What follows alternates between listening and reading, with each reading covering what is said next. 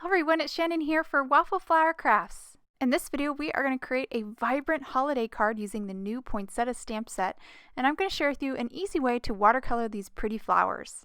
I'm going to start today's card with the Poinsettia combo set. It comes with the Poinsettia stamp set, as you see here in the front, and the matching dies in the back. I'm going to pull off 2 stamps from this set and stamp it onto Bristol paper.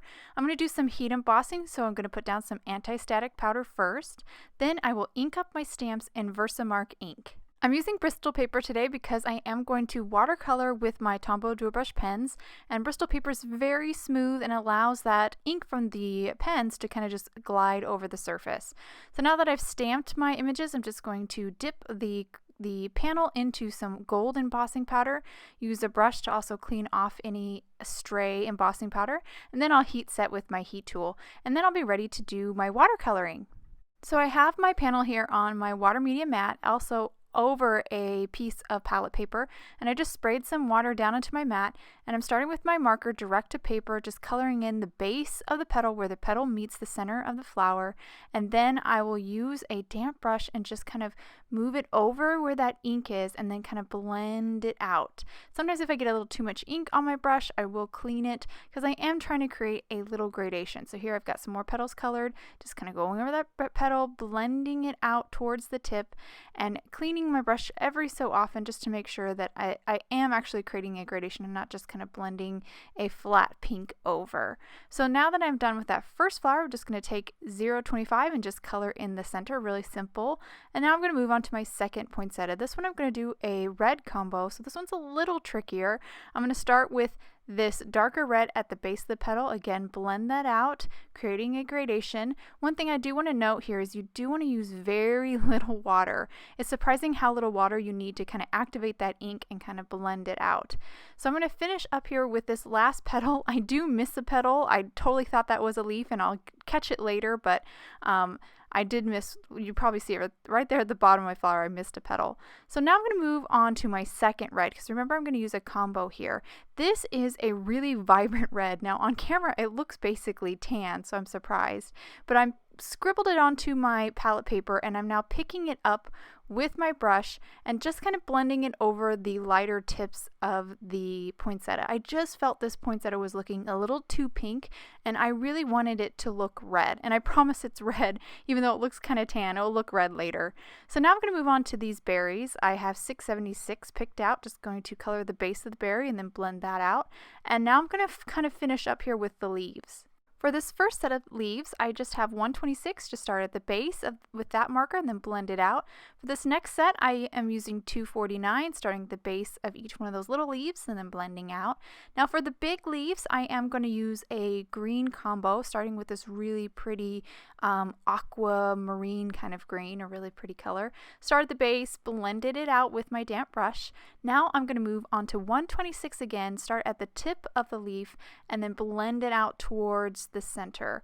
And I'm going to repeat this process for the second leaf again, starting with the really pretty aqua color at the base, blending it out to make a nice gradation.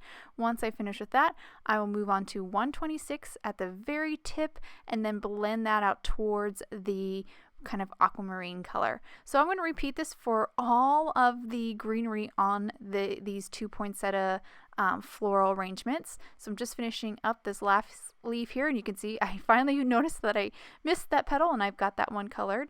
And once I finish these guys up, I'm going to die cut them out with the matching dies.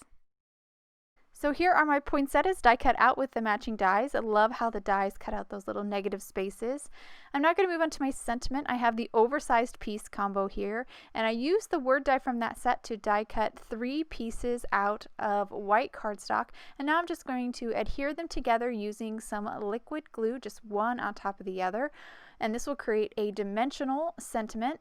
Now that I've got those all stacked up, I'm going to press my Versamark ink pad over the top of this piece, and then I'll dip it into some gold embossing powder. And as you can see here, I didn't put any Versamark ink on the P because I'm going to use that as a handle to kind of hold this up to my heat gun while I heat emboss it so I don't burn my fingers or anything.